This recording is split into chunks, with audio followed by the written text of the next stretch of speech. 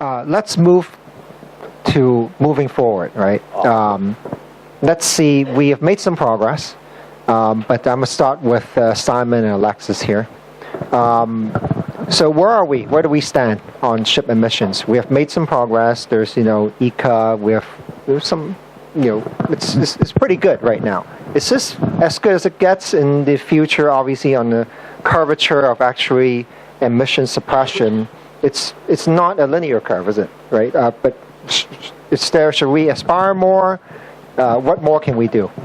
Oh, well, certainly we can do more. I think in terms of fuel sulfur content, with the regulation, vessels are required to use 0.5% or better while they're at berth.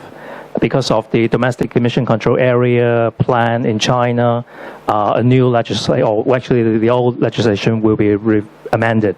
I think it has already been tabled to LegCo, waiting for the resumption of the LegCo session, and I think it will be passed probably next month. So with that, then all the vessels coming into Hong Kong, not just at berth, but while they are underway into Hong Kong. So if you live on Island South, probably you wouldn't see all these smoking vessels coming up and down again, because they will be required to burn 0.5% sulfur fuel, which is much, much cleaner, starting from probably next year, because the domestic emission control area plan will, take effect in 2019, the 1st of January. Okay, so I think, that's good. But I think China is now forging ahead. Actually, they are, as far as I understand, they already put out some consultation documents regarding whether they are going to further tighten fuel sulfur content requirement to 0.1% sulfur. And I think it will happen very soon. With that, maybe Hong Kong have to rethink, should we also follow? Now, it seems like, in the past, Hong Kong is taking the lead, China is following. Now, China is pushing ahead, and we are, well, I don't want to say catching up. Actually, is a good way to, to nudge Hong Kong forward as well, because we need, actually our neighbor and our, our motherland to do something similar, because they are big and they have huge impact. And if they use cleaner fuel, actually the health benefits will be enormous. So I think that's a good way. That's a good competition. Now, we are only focusing on fuel sulfur content so far in the conversation, and it will help in terms of cutting down sulfur dioxide as well as some PM, the particulate matters. But for NOx, I think we still have a long way to go. Of course, with the US Tier 3 requirements and also the IMO Tier 3 requirement, for engines, the engine standards will be tightened, and there will be, a huge reduction in terms of NOx, but it's only related to the new build. So for vessels newly built with new engine, then they will reduce NOx reduction. I think for the, the running vessels, the operating vessels, and also in this particular area with so many ship traffics, I think we also have to think about NOx. How can we cut down NOx? Some people are saying maybe we can use LNG as a short-term or interim, kind of measure, or can we do better in terms of the engine performances? Can we do, tailpipe solutions, or can we actually switch to a much cleaner fuel without any NOx and other, air pollutants emissions? So, I mean, we're talking about long term, and we need policy support. We need the technologies to support, but I think we need to start a conversation right now to deal with NOx. And NOx is only one of many other pollutants we have to think about. VOC is another pollutant. I think Alexis can add more because he's working on projects related to that. But as I said, I mean, we've done a bit. I think we are now getting the benefits. We are feeling the benefits. When you look at the numbers, it's improved a lot, but we still have to push forward, because I think there's still a long way to go. And Hong Kong definitely can take the lead. Now, I haven't even touched on carbon dioxide. So for carbon, Hong Kong definitely, as a major port in the world, we have a role to play, even though the emission wouldn't go into Hong Kong's, carbon emission inventory, because it's scope 3. It's not, Hong Kong's emission, so to speak. But we still have to do something on that. So, Alexis, you've done a lot of work on regional air pollution. What do you see? Yeah, actually, we recently just completed a number of studies looking at what are the potential in terms of, different industry, not just marine. But at this point, the analysis is looking at Hong Kong's emission marine emission still is high compared with others because of, I guess the power plant, the vehicles has been being focused for many years. And then the marine shipping, we just finished a study looking at PM formation. Marine still account for something like 30% of the PM formation in Hong Kong. This is not just within Hong Kong, but because Hong Kong is right next to this ship channel along the South China coast. So sometimes the fuel that is emitted further up, they will bring it down. But I think that we have also projected in terms of after the domestic ECA is implemented, that part of the problem probably will drop quite significantly. And I totally agree with Simon that it's not just sulfur dioxide that is our main concern. Actually, we have looked at, if you look at the NOx budget, the ships still contribute quite a bit. And then what can we do? I guess when we look at the problem, we don't focus on just the big ships because in Hong Kong there's actually a lot of small ferries, as well as even in the Pearl River Delta, a lot of river trades. And in China, when you are running a road, the emission of the vehicles are controlled quite significantly. But then in terms of the ships, what can we do? Actually, I think we've been talking with Peter and other places looking at really how do we define green ferries, green cargoes. So I think those are opportunities. And in models, we can do it quite easily. We can say, okay, with that reduction, if we use those, but then the practical side, I totally agree with what Peter said just now. The engagement, we need to continue this type of engagement. We can tell you, okay, if you change the green ferry to like electric, okay, we don't know what the cost is, but in terms of the health benefit, we can calculate.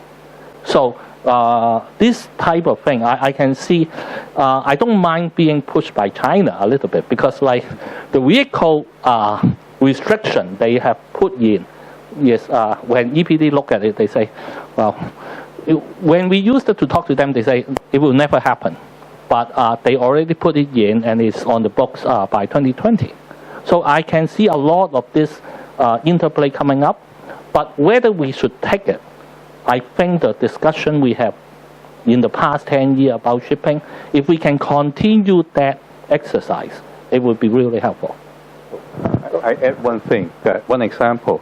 On the green ferry, of course I can't give you the details, but then I think the future direction probably will be, some of them will be zero emission.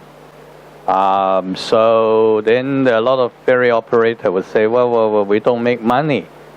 How are we going to change it to a new ferry? So I think that requires the government to make substantial investment in the future, meaning that they should open up their wallet. Like Roger just now talking about, if you want to, he didn't use this kind of word. If you want money from those people, like squeezing blood from stone, you know, that now, but then if we have a good case, I tell you, maybe we can promote this kind of thing. It's not just for us, you know, it's the benefit is for generations to come. Give you one example, the ferry, the running around in the Victoria Harbour, built by the British, nice ship. But I was told they are 60, 70 years old. Every year they have to take it out for inspection. No rust. Probably it's the Sheffield steel or something, you know, no rust. But then in future, can we preserve some of the appearance, but can we do it as iconic zero emission type of thing? There's a good chance it can be done. But then I did for EPD some years ago. actually only 70% of the emissions are coming from ocean-going vessels in Hong Kong. And the remaining 30%, 20% were from the river vessels and 10% from local vessels. And you might want to ask, why so much emissions from the river vessels? Actually, we have river trade vessels with the cargoes, but we also have the passenger ferries between Hong Kong and Macau, which is very regular and frequent, and also the ferry from Hong Kong to the PRT ports, and also very, very frequent services. And so, this is an area where we can definitely try and improve. If we can turn them into zero emission or say even hybrid vessels, it will help a lot. It will contribute a lot to cut down emissions further. Are we asking for too much, Arthur? Yes. You say no. Yes. Yes. But let me just take this back a little bit. The existing technology for engines at the moment to reduce NOx increases greenhouse gas emissions tremendously. Okay? We need to bear that in mind. We're looking at, Peter will know that I've been on at him about LNG in Hong Kong. Yeah, a lot. And he's been asking me for an independent study. Civic Exchange told me that they can't, unless they have funding for an independent study, they can't do the independent study on LNG bunkering in Hong Kong. So if anybody here wants to fund a study for LNG bunkering in Hong Kong, it'd be really cool. Now, LNG actually is not the answer. It's an interim measure. It's a very expensive interim measure that will reduce SOx and NOx and give you a clean burn. But it's interim. And the reason for that is because we have an interim strategy at the moment from the IMO on reduction of greenhouse gas emissions, and a paper put in by Norway to the next MEPC meeting, and Martin can expand on this, I'm sure, is that doing an analysis of the fleet, any ship built after 2020, delivered after 2020, must have the facility to be able to burn zero carbon and carbon-free fuels, and any ship delivered after 2030 must only use zero carbon and carbon-free fuels in order to get the reductions that are in the IMO initial strategy for the reduction of greenhouse gases. So that's really the pressure the industry is under at the moment, is looking at zero carbon, carbon-free. LNG is not zero carbon, carbon-free. You get 30% reduction in CO2 emissions, but plus you probably get methane slip, which then reduces the benefits you get from the lower CO2. We do have technology here in Hong Kong, Vinay, transient plasma technology developed by a Hong Kong ship owner, which gives you massive reductions in sulfur, NOx, SOx, NOx, CO2. It's to be rolled out, I think, in a month, you said? 30 to 60 days from now. 30 to 60 days from now, funded by a Hong Kong ship owner, and this is retrofittable to existing engines. Any existing engine, 2-stroke, 4-stroke, yeah? So this technology would actually be a fantastic solution, better than LNG, Peter. Sorry, I've been bombarding him with massive stuff about LNG. Better than LNG, especially for the local vessels, for the river trade vessels, would be really, really cool. And it would then lead us into the CO2 environment, the greenhouse gas environment that we need to start complying with in 18 months. We need to start looking at zero carbon, carbon-free. That's where we're going with the shipping industry. This is where the discussions are going at the moment. A lot of discussion. Martin is now technical director of the association.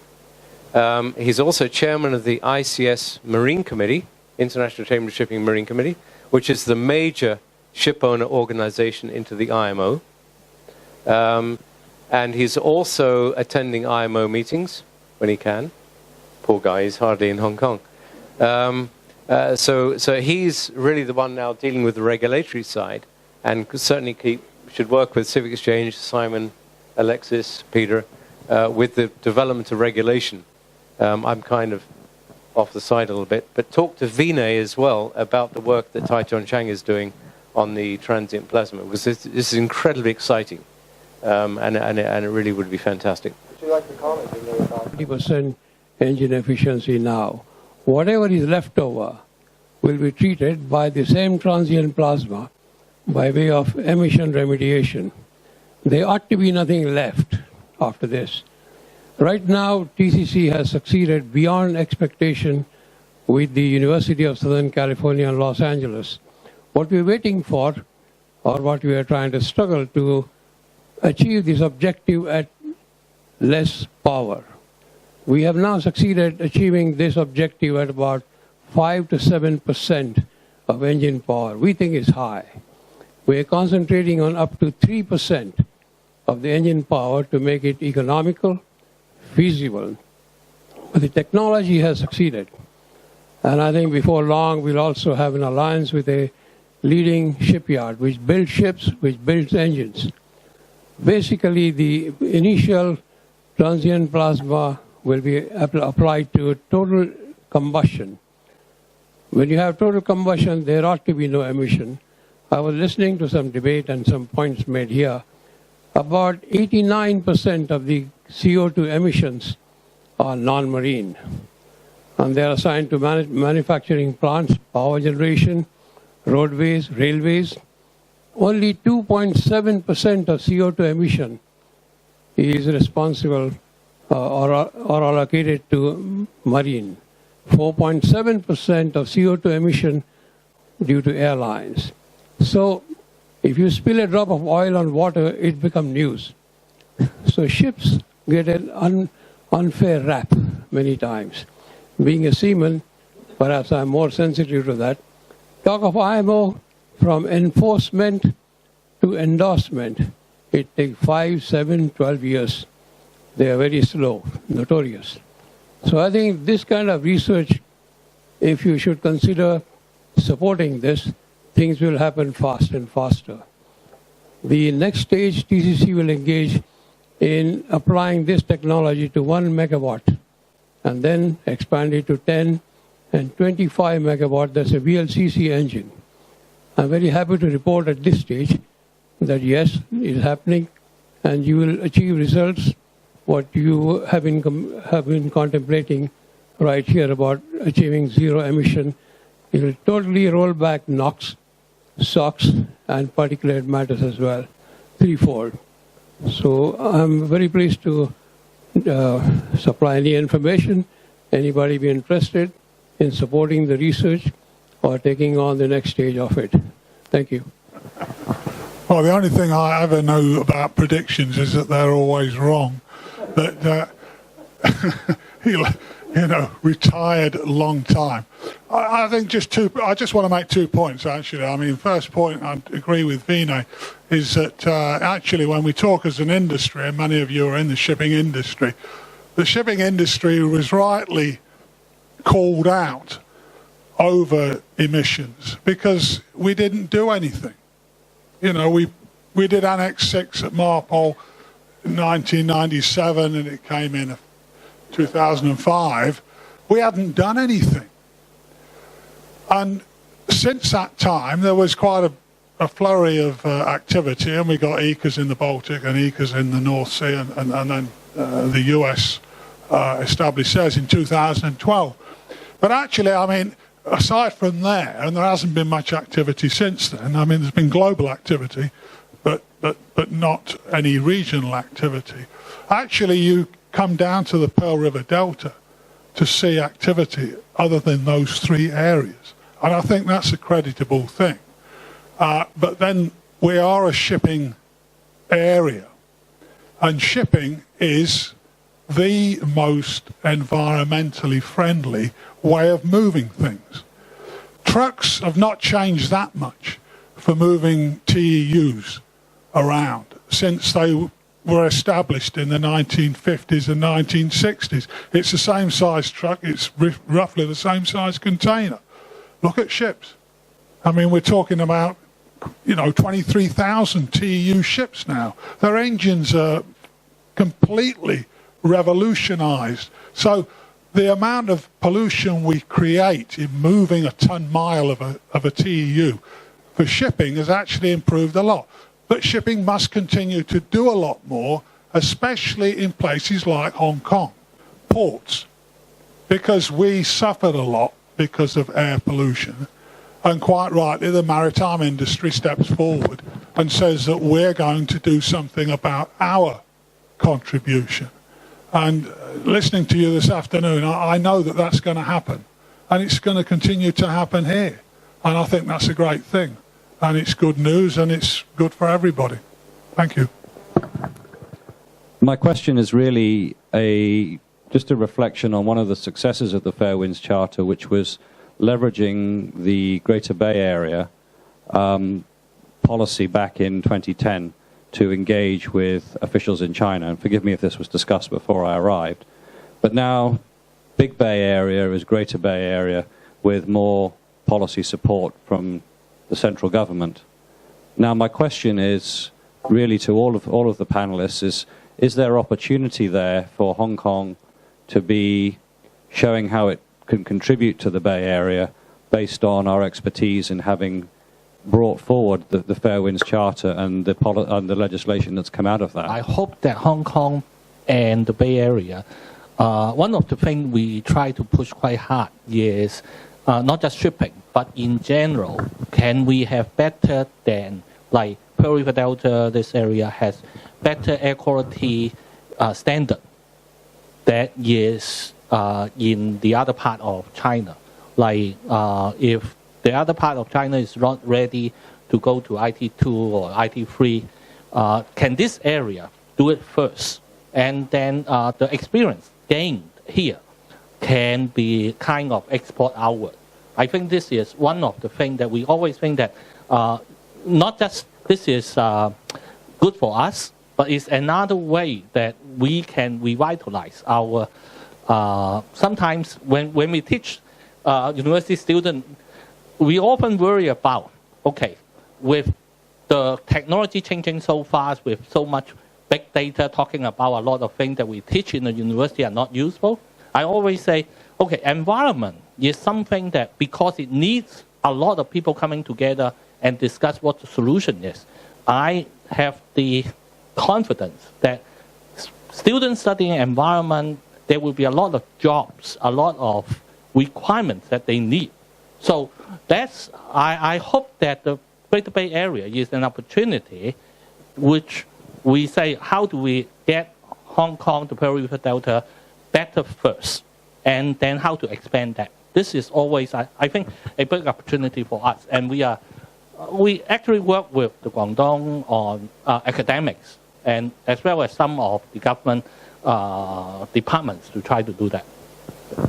We must do more. And in the forthcoming collaboration in the Greater Bay Area, shipping, I think, is a major part as well. I think the opportunity, I would say, is like a once in a lifetime thing for Hong Kong to be involved, because like you said, we shouldn't just look at the Greater Bay Area as something that what can we get? Can we get some lands there? Can we sell more things there? Now, I think in return, the opportunity for us to do something innovative is useful. Let me give you one more background. Comparing Pearl River Delta region, the Yangtze River Delta region, and the Bohai, Beijing's area, Hong Kong's air quality last year in using PM 2.5 as an indicator was stood at 22 microgram per meter cube. Now, again, this is a part of the propaganda things. Our 22 microgram per meter cube is quite respectable, not great compared with Europe and US, but they somehow refused to put Hong Kong on the chart because we probably will be the top 3. Now, I think using Greater Bay Area as a base to do things, I think the leaders in Beijing expect what we should do. And the opportunity, as I understand it, is not just policy support. There will be massive funding support, both from the central government, Guangdong, and Hong Kong as well.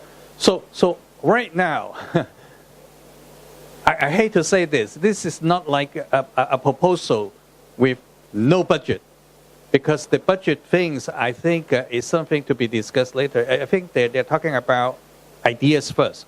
So I think Guangdong, or our neighbors in Guangdong, or the people in Greater Bay Area, are looking forward to work with Hong Kong to bring it to the next level.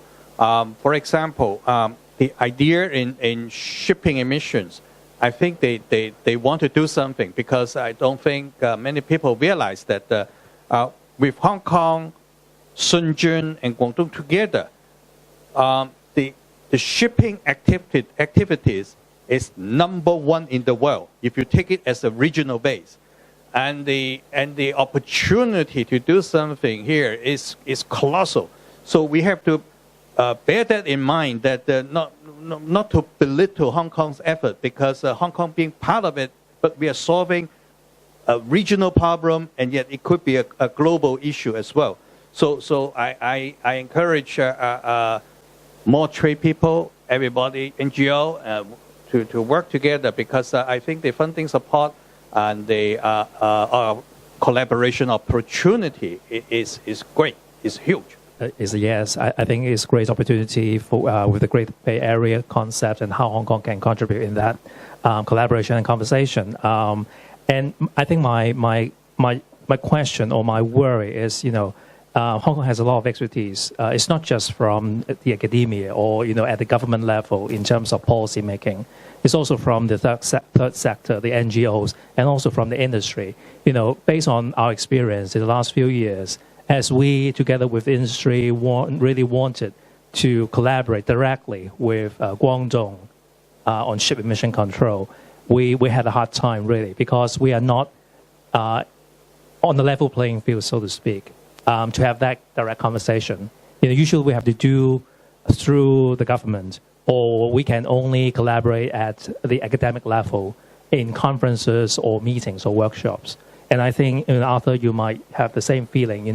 I'm sure you always want to have a conversation, and also Roberto, with your Guangdong counterpart to share your experience about ship emission control and what the industry actually can do. But we really have a hard time. So, it's not being pessimistic, but I think we need to find a way to be part of that conversation as well. So that's what I'm trying to say. GEOCO, NRDC, and like Simon said, we are pretty much ahead in the conversations with the government in China.